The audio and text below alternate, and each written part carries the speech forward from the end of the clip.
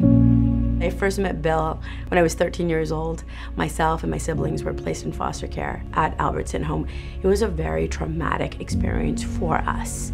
And he was just so warm and welcoming and really probably the only positive male influence that we had at that point in our lives. He was Mr. Bill to all the kids, and still is Mr. Bill.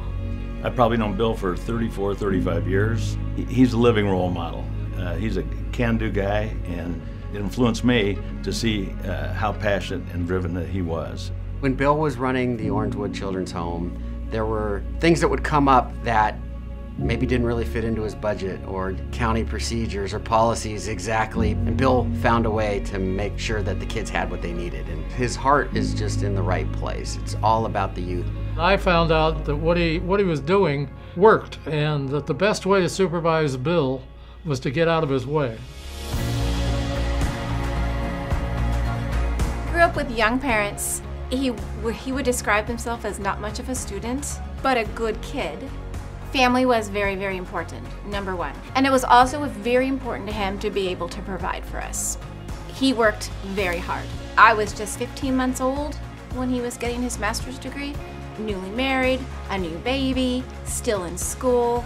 He was a hard worker, and I definitely think that has translated to how we grew up. Hard work was expected of us. Bill's a very driven man. Very driven, passionate guy, and he was very helpful in putting that first round orange race together. Most of us had to be there around 4 or 4:30 in the morning to get it set up, and Bill was right there with everybody else, putting up barriers and hurdles, cutting oranges, and he was very involved. You know, he's Mr. Orangewood. Bill, his whole entire life, has been dedicated to children and youth. It started back before Orangewood with Good Samaritan Home, and then coming to Orange County at the Albert Sitton Home with foster youth, and then having this vision that he had to create a separate facility for the foster youth to really get them the kind of care that they really needed. He has contributed to the lives of so many of us positively. I'm one of many. Without a doubt, I would not be where I am without Mr. Bill, without his positive influence in my life. About a year ago, I got a Facebook message from somebody that says, "Hey, are you Bill Steiner's son?" I mean, I've heard that question about 1,000,000 times in my life, but I said, "Yeah, that's my dad." And he's like, "Oh my God, I gotta tell you this story from when I was a kid."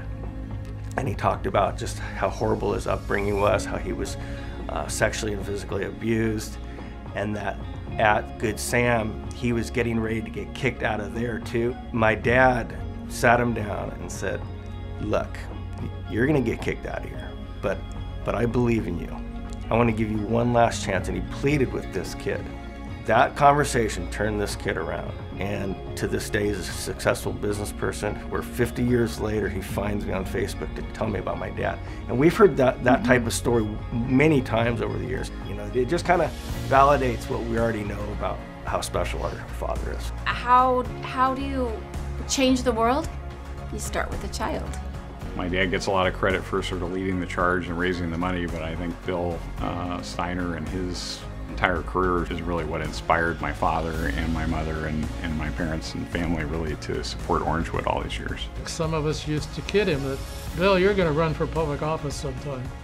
Nah, it won't happen. Well, it did several times. Bill was, and I don't mean this as an insult, I mean this as a skill, a politician. And he could really work a crowd, a group, and gain their support. And that's what it takes to become an elected official as well.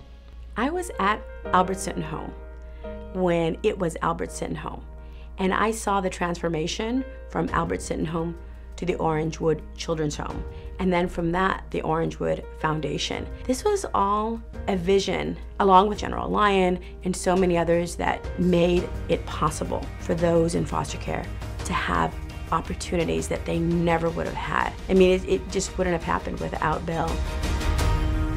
Bill, on behalf of my mother and father and the entire Lyon family, we want to congratulate you on receiving this award.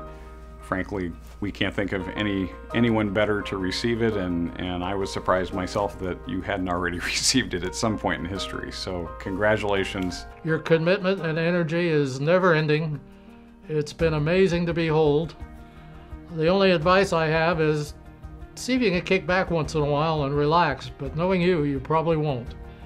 Keep up the good work and congratulations. There's nobody more deserving than you, Bill, to receive this award, and thank you for everything you've done for Orangewood, for the Orange County community, and for youth and children all across the county. Bill, congratulations on receiving this Crystal Vision Award. It's certainly well-deserved. I can't think of a better person to receive it. Thank you for all you have done for not only myself, the board, but the children of Orange County. Mr. Bill, congratulations. So much love. You are a fantastic man. Your heart is always with others. You've taught me everything I know. You have always been there for me, even if I didn't want you to be there for me. And I think that's the real testimony of being an incredible parent, an incredible person. Love you so much, Dad. Congratulations. You are definitely my hero. I know it's a cliche, but you are my hero. You've always been there for me, whether it's just questions, problems, concerns, issues in my personal life, my professional life. You are my go-to guy for political questions. But Dad, you are the sweetest, hardest working, and most caring person that I know, and I love you very much. Congratulations.